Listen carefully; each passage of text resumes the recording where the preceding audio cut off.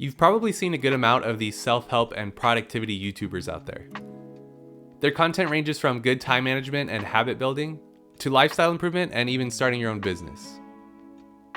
And there's a reason why they're popular. They have good things to say, and people generally want to know how to make their lives better. If you watch long enough, you'll notice some recurring themes on what inspired each of them most. A lot of times, it's the top books they've read, and they tend to recommend those books to their viewers. I'm one of those viewers, so in the last year or so, I've read some of the ones that have received the most praise. If you're anything like me, you've spent a ton of time consuming content from all these channels and even read the popular books. But what do you actually do with all of that information? I spent a long time dealing with this sense of guilt over that question. I realized I had spent countless hours just consuming and consuming, but I had no results to really show for it. I tricked my brain into thinking that I was being more productive by thinking about productivity, but that just wasn't true at all. So I decided to change that.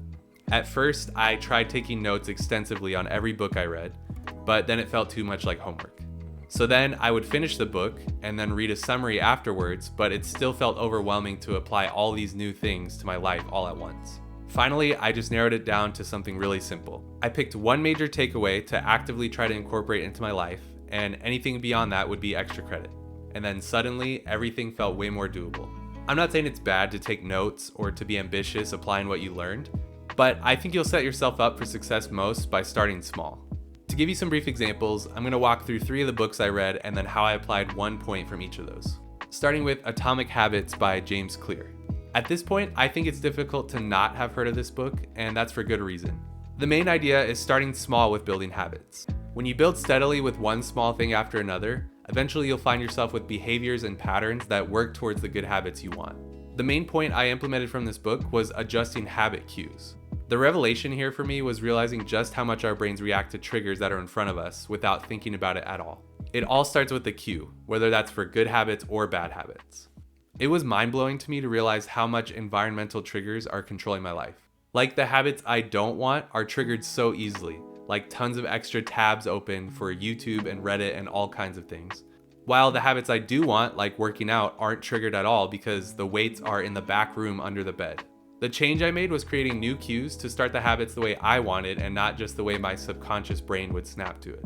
I did things like closing every tab at the end of the night so that I could start fresh when I opened my computer for work the next day. Or keeping my dumbbells in the middle of the floor when I walk in the room so I can't ignore my workout for the day. And because of things like that, I've been able to work out consistently for about 6 months now. The second book is Deep Work by Cal Newport. To me, this seems to be like the spark of a lot of modern productivity content. Many people have said it changed their life. I could see why. The main idea is that real work, as in hard work that creates significant value, gets done by combining deep focus for a defined period of time. The application I took away from this book, which you'll probably hear a lot, is time blocking. It's setting aside specific blocks of time for focused work with no other distraction.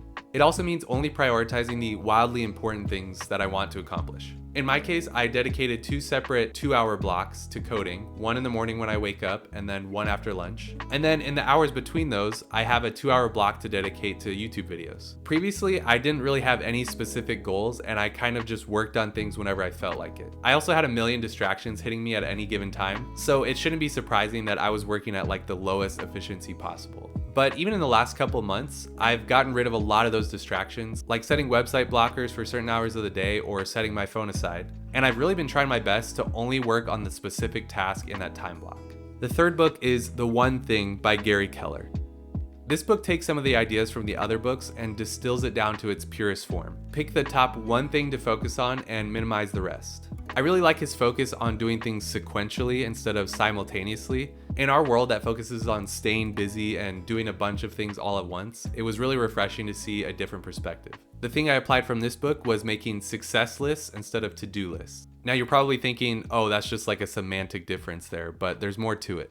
A to-do list is a collection of every possible task you could do, regardless of how important or trivial it is. A success list filters out only the most important things that you should do or need to do.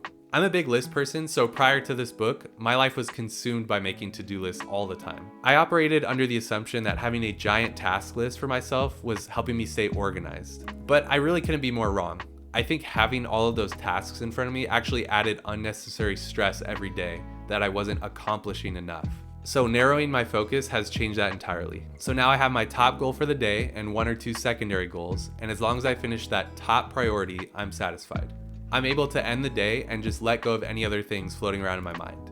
So there it is, 3 simple ways to implement real changes in your life from these books. On the surface, they may seem basic or common sense, but when you really stop to think about it, how many of these things do you actively remember? They really have been making a big difference for me. And for reference, I did each of these for maybe 4 to 6 weeks before trying to add something else onto it. Disclaimer here, I don't always do these things very well. There are days when I get easily distracted from focused work or neglect a habit that I've been building, or start prioritizing things that aren't that important. The point is not to maintain some success streak, it's to change the way you think. Self-help and productivity are so popular because I think deep down we all know we're capable of something more. Don't feel too bad if you've been intaking all the productivity content but haven't really implemented it yet. It's often really easy to hear, but it's harder to do.